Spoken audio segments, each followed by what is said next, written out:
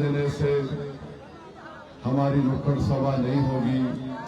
सुनो गद्दारों, तुमने यहाँ की लाइट बंद की, अब जोकीहाट की जनता तुम्हारे घर की लाइट गुल करने वाली है इंशाअल्लाह।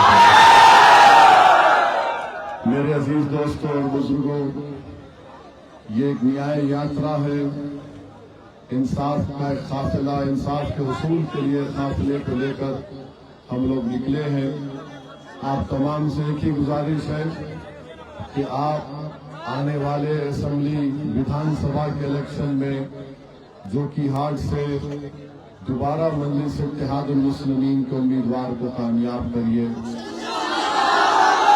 मैं आपको बताना चाह रहा हूं कि पिछले बार आपकी दुआओं की वजह से, आपकी वोट और मेहनत की वजह से अल्लाह सुब्हानहू व तआला ने मजलिस के उम्मीदवार को कामयाब किया था, मगर उस शख्स ने अपने जाती मफादात की तकमील के लिए अपने ज़मीर को बेच दिया और सीमांचल और जोकीहाट की जनता को धोखा देकर अपने ज़मीन की नीलामी न सिर्फ अपने लिए की बल्कि अपने साथ 3 और को लेकर गए। मगर आज आपके पास एक वक्त आया है कि आप अपने गम और गुस्से का इजहार कर सके। मैं आपसे अपील करने आया हूँ कि मजलिस इत्तेहादुल मुस्लिमीन सीमांचल में और बिहार में आपकी एक मुस्लिम क़ियादत को बनाना चाहती है। बिहार में और पूरे देश में हर समाज की एक सियासी लीडरशिप है, चाहे वो अपर कास्ट के हों, ईबीसी के हों, यादव हो, दलित हो, मगर बिहार के 19% मुसलमान और भारत के 15% मुसलमानों के पास अपनी कोई सियासी क़ियादत नहीं है। आज हम देखते हैं कि बिहार में और खास तौर से सीमांचल में जो आज नाइंसाफी सीमांचल से की जा रही है, यहाँ पर इस इलाके को बिहार का हिस्सा है, मगर ऐसा लगता है कि बिहार की सरकारों ने सीमांचल को अलहदा करके रख दिया। ऐसा लगता है कि बिहार में कोई पुरसाने हाल नहीं है। मेरे अजीज दोस्तों और बुजुर्गों, हम आपसे अपील करने आए हैं कि जब विधानसभा का चुनाव होगा, या आप मजलिस इत्तेहादुल मुस्लिमीन के पतंग छाप निशान पर बटन दबाकर वोट डालेंगे? आप वोट डालेंगे? आप अपने घर के माँ बहन को, अपने समान इज्जतदार खवातीन को लेकर वोट डालेंगे? मेरे भाई, दुश्मन कोशिश करेगा, जो लोग गद्दारी करके आपसे गए हैं वो कोशिश करेंगे, आपको पैसा भी देंगे, आप जरूर उनसे पैसा लेना छोड़ना नहीं, उनका जरूर लेना, उनसे लेके जेब में रख के बोलना और फिर आगे बढ़ के बोलना। ये काम आपको करना है। उन्होंने आपको धोखा दिया, आप अगर वो पैसा देते बराबर लो। ये बहुत पैसा कमाए गरीबों का खून चूस कर, ये सीमांचल की जनता को गरीब रखकर अपनी तिजोरियों में इजाफा किया।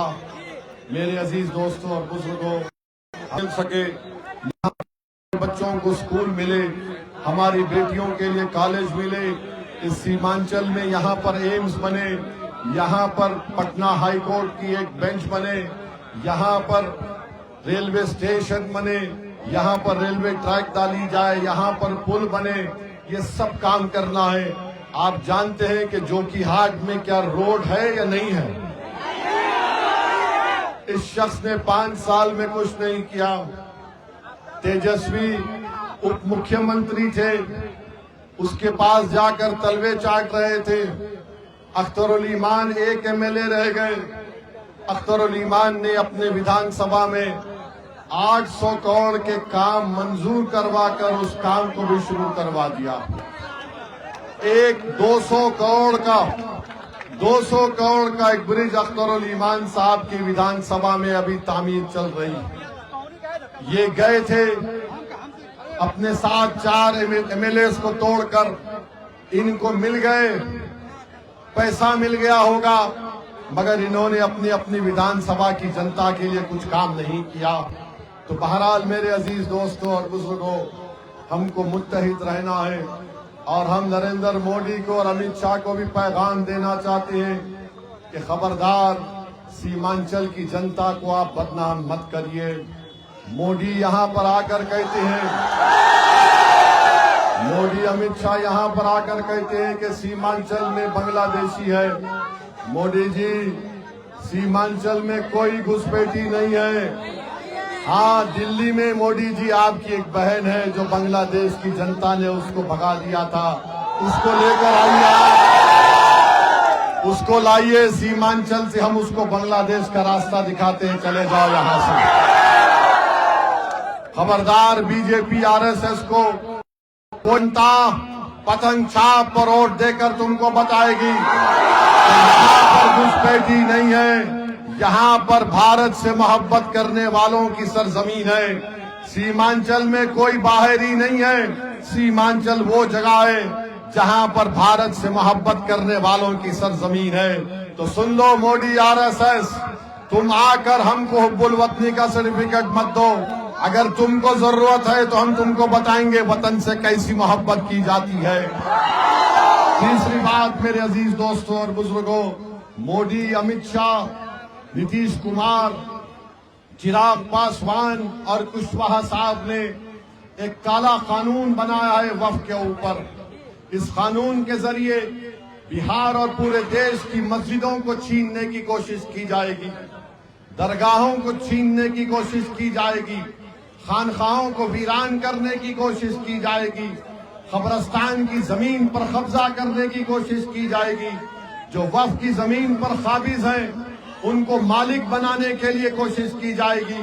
और आप जानते हैं कि भारत की पार्लियामेंट में जब इस तरह का काला कानून पेश किया गया था तो देश ने देखा, बिहार और सीमांचल की जनता ने देखा, अगर कोई उस काले कानून को कानूनी दलीलें देकर उस कानून की धज्जियां उड़ाई और उस कानून को कहा यह काला कानून है। हमने बीजेपी के 300 एनडीए के एमपीज के सामने हमने कह दिया, हम इस कानून को नहीं मानते, ये कानून भारत के संविधान के खिलाफ है। और असदुद्दीन ओवैसी ने उस कानून को फाड़ के रख दिया। जाऊंगा तो इंशाअल्लाह मजलिस बाकी रहेगी, देखना इंशाअल्लाह, क्योंकि मजलिस को आप लोग आके लेके बढ़ेंगे। नौजवानों, ये मुस्तकबिल तुम्हारा है, तुम मजलिस को लेकर आगे बढ़ोगे, तुम नेता बनोगे इंशाअल्लाह ताला।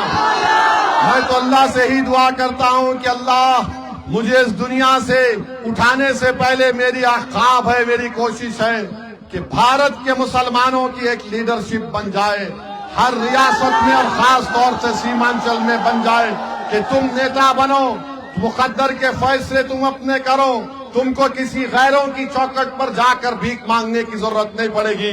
जब तुम नेता बनोगे तो तुम्हारे पास इतनी ताकत आ जाएगी कि तुम इंसाफ करोगे, तुम जुल्म नहीं करोगे और सीमांचल में खुशहाली आएगी। ये हमारा ख्वाब है, इंशाअल्लाह ताला हम मिलकर इस ख्वाब को पूरा करेंगे, हम मिलकर इस ख्वाब को पूरा करेंगे। आप हमारा साथ देंगे, मजलिस का साथ देंगे, आप वफादारों का साथ देंगे या गद्दारों का साथ देंगे? आप वफादारों के साथ हैं और हम गद्दारों का साथ नहीं देंगे। बहुत बहुत शुक्रिया।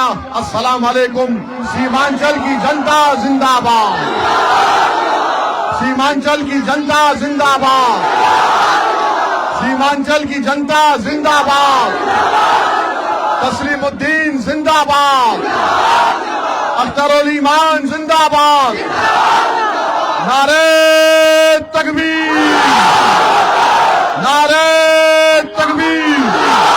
अस्सलाम वालेकुम।